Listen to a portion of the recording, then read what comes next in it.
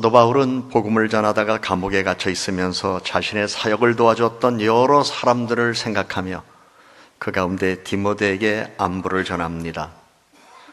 앞날이 어떻게 될지 모르는 불안한 상태 속에서 염려하고 기도하는 디모데에게 주께서 네 심령에 함께 계시기를 바라노니 은혜가 너희와 함께 있을지어다라고 하며 인사의 말을 전했습니다.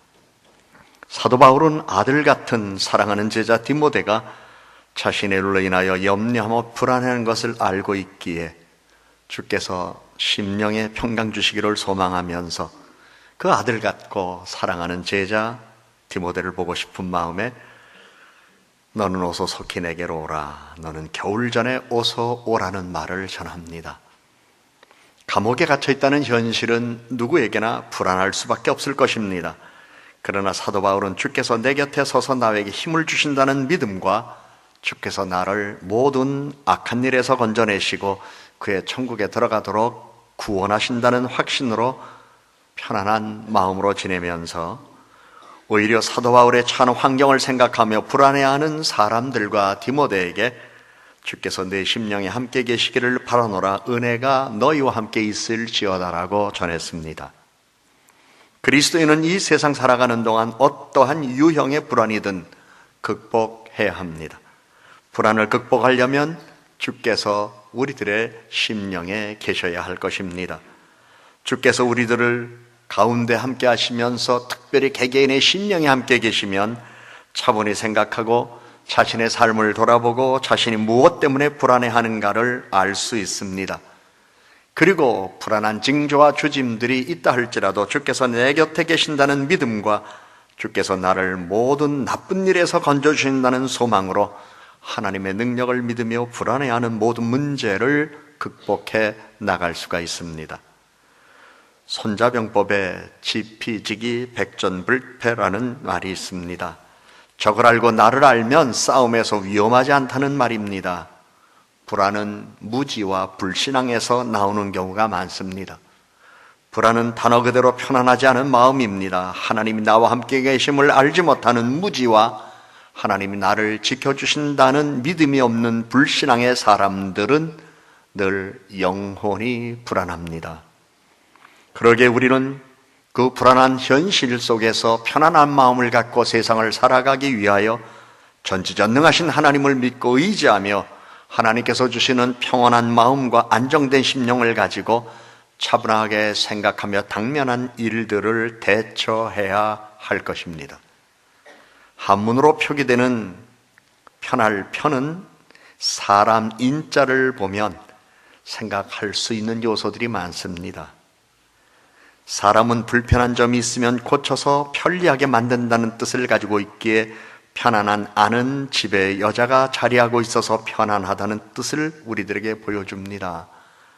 즉 기준에 서 있으니 집안이 제대로 돌아갈 수 있다는 것이며 마음의 기준을 세우고 고쳐야 할 것이 있을 때 고치면 집안의 안방마님이 버티고 있는 것처럼 편안해질 수 있다는 이야기가 편안이라고 하는 한자어의 뜻이기도 합니다.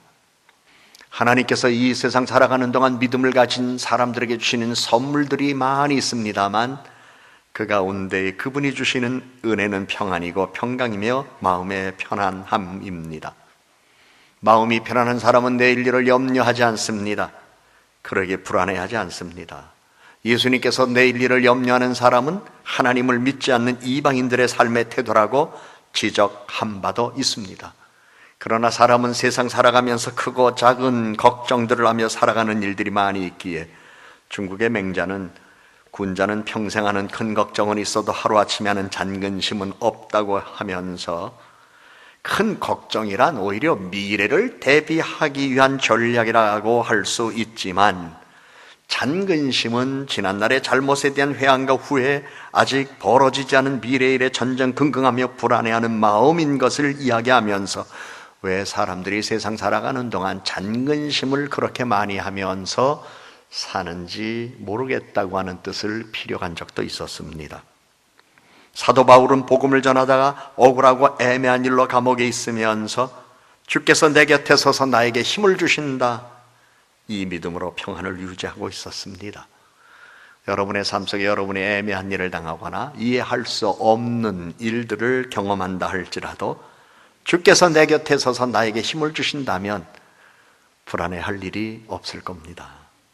더더욱이 주께서 내 곁에 서서 나에게 힘을 주신다는 이 믿음이 있다면 모든 염려를 제거할 수 있을 뿐만 아니라 평안하게 담담하게 하나님이 하실 일을 기다리며 살아가는 소망의 삶을 살아갈 수 있습니다.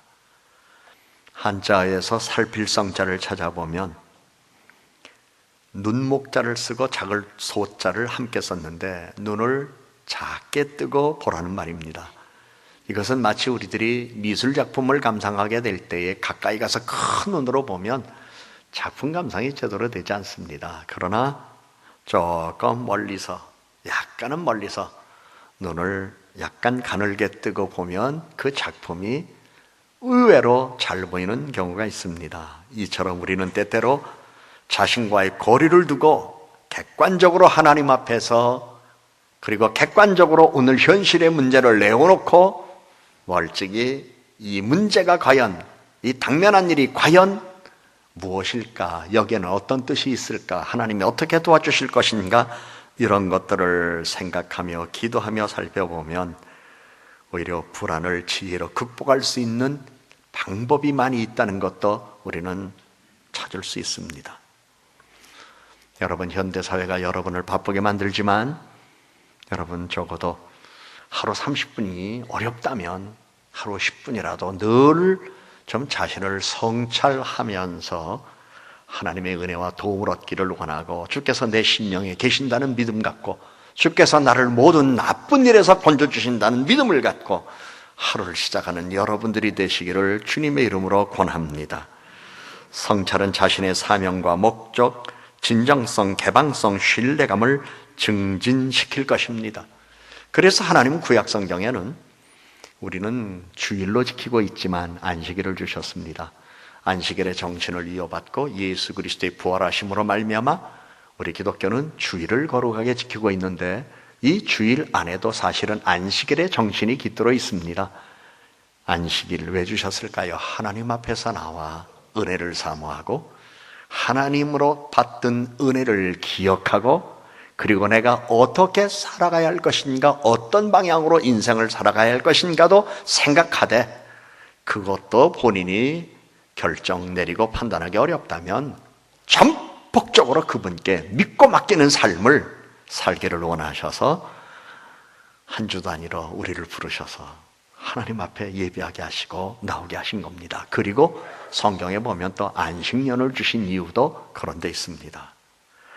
자신이 누구인지를 잘 알 때 상대가 누구인지 필요한 것은 무엇인지 좀 더 잘 이해할 수 있을 것입니다. 그래서 세상에서 가장 위대한 일은 하나님을 만나고 그 안에서 자신을 만나는 것입니다. 그리고 자기 할 일을 아는 것입니다. 내가 되고 싶은 미래의 모습은 무엇인가? 과거에 나는 어떤 사람이고 그리고 내가 어떤 사람이 되고 싶었는가? 현재 나는 어떤 사람인가? 나를 변화시키기 위해서 지금 당장 무엇을 내가 할 수 있는가? 여러분 진지하게 하나님 앞에서 한 해가 가기 전에 물어보십시오. 하나님께서는 말씀해 주실 것입니다. 하나님께 기도하며 묻는 것이 결국은 불안과 염려와 근심과 걱정을 극복하는 실제적인 방법이라는 것을 우리는 성경에서 사도 바울의 생애와 그와 함께 사역했던 사람들이 주고받은 편지를 통하여 발견할 수가 있습니다.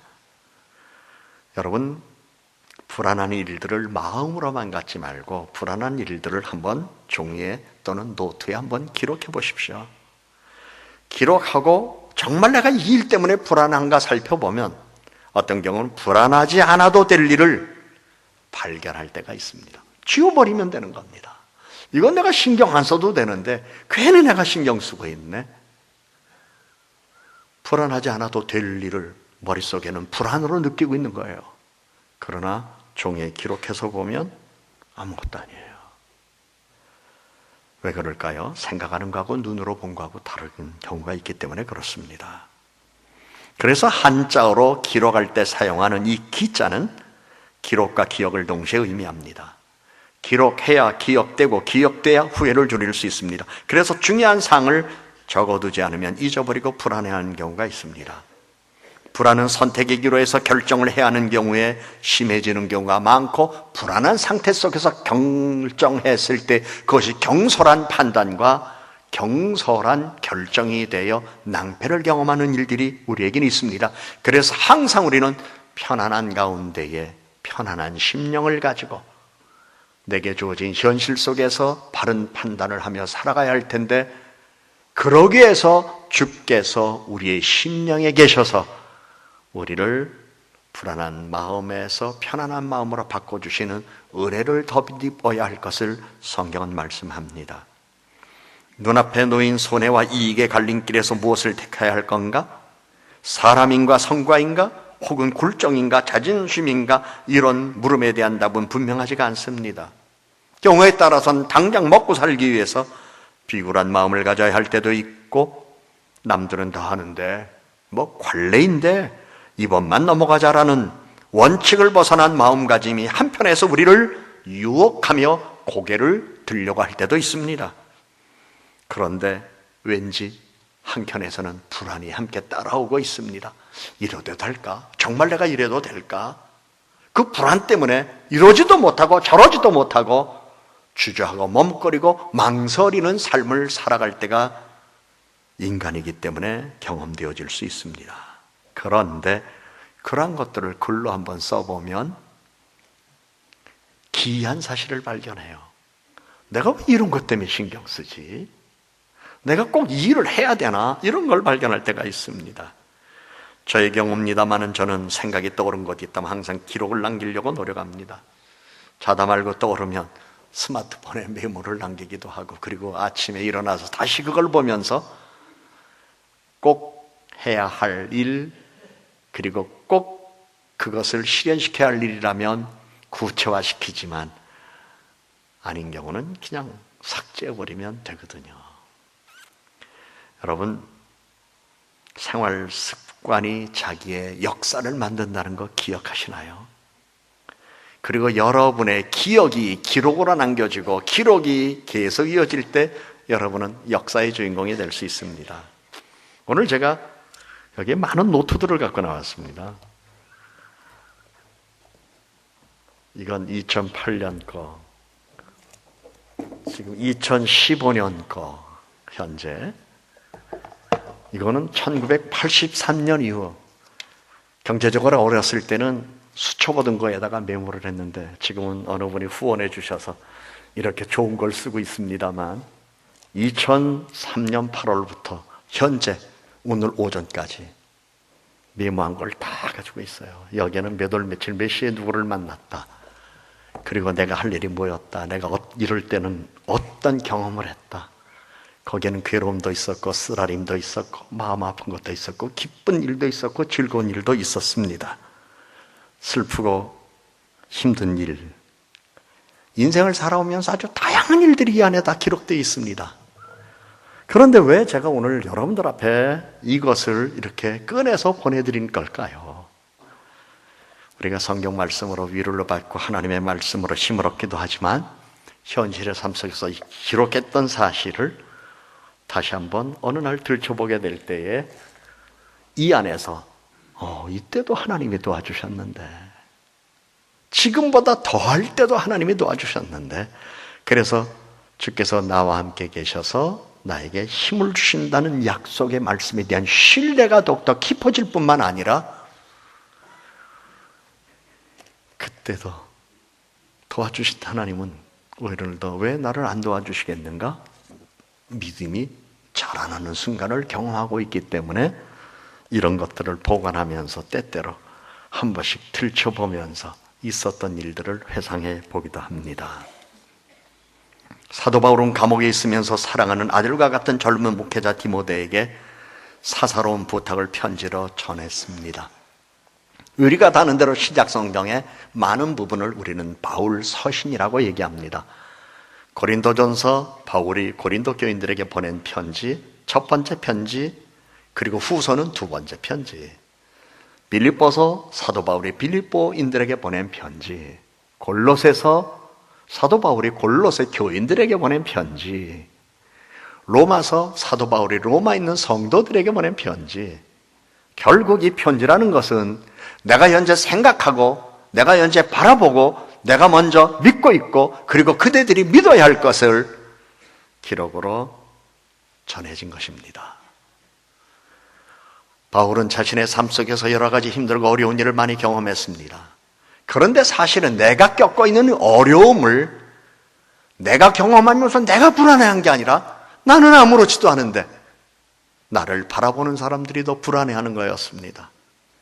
그래서 그들의 마음에 안정감을 주기 위해서, 그들에게 굳센 믿음을 심어주기 위해서, 견고한 믿음의 토대 위에서 그들이 서가기를 원하여서 빌립보 성도들에게는 항상 기뻐하라. 골로새서 교인들에겐 주께서 내 심령에 함께 계시기를 원한다.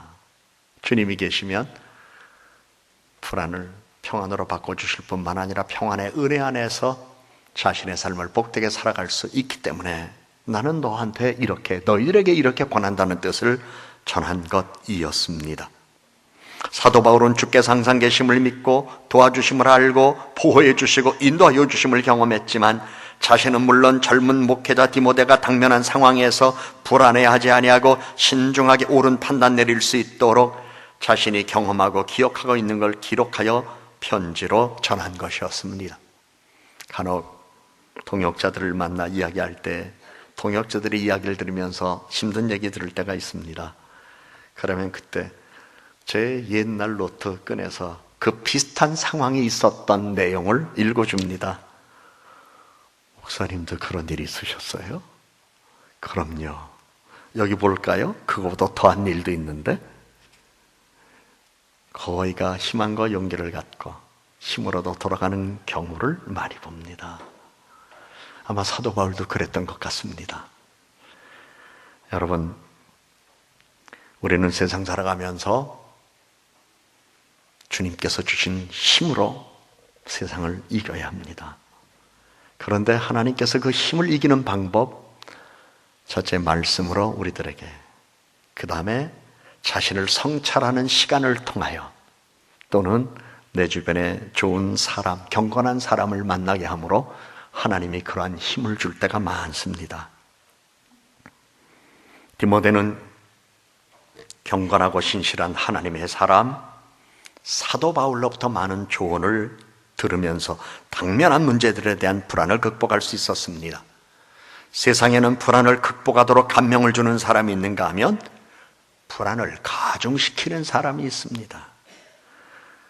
어떤 일을 해결하기 위하여 사람들이 모인 자리에 어떤 사람이 등장해서 그 문제를 잘 풀어가는 사람이 있는가 하면 어떤 사람은 그 문제를 더 복잡하게 와서 만들어 놓고 가는 사람도 있습니다.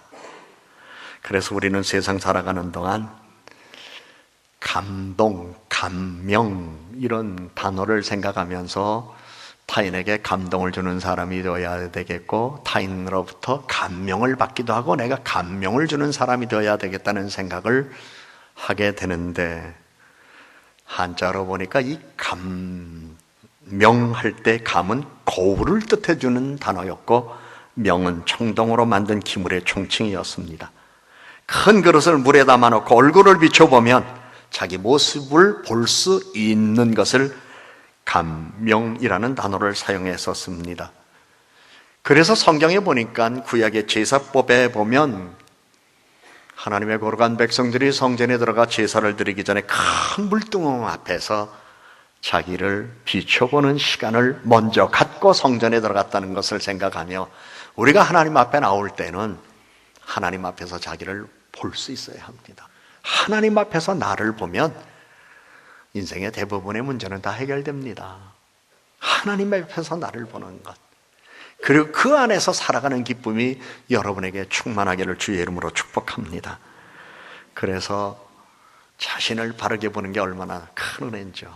자신을 바르게 볼 수 있는 방법이 하나님 앞에서 늘 묵상하고 그리고 하나님과 깊은 교제 속에서 말씀을 읽고 볼 수도 있고 성령의 조명을 받으며 깊은 묵상 속에서도 발견할 수 있고 특별히 더 좋은 것은 경건한 신앙생활을 하는 거룩한 사람들 함께 하면서 그들의 조언을 받을 때에도 우리는 인생의 거울로 그들을 바라보며 나를 찾을 수 있습니다.